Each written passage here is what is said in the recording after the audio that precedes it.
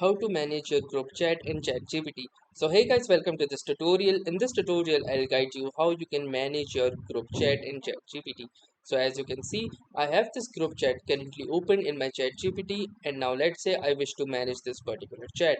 So I can manage this with a number of options. So from here you can see I can invite more people using the link by clicking onto this invite with link option, and from here I can copy the link or share it with someone else as well.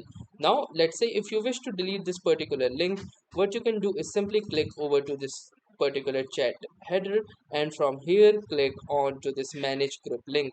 Now from here, if you wish to delete this particular link, you can either choose to reset this or delete the link. Click onto this delete link option, and you can see that the group link has been successfully deleted. Apart from that, you can also manage people by clicking onto this people option, and from here you can also add people, and you will also see who is what. So for example, I am currently the admin of this particular chat, and also you can also rename this group chat as well by clicking onto this rename option as well. Then you can click onto this rename button and your chat will be renamed like this.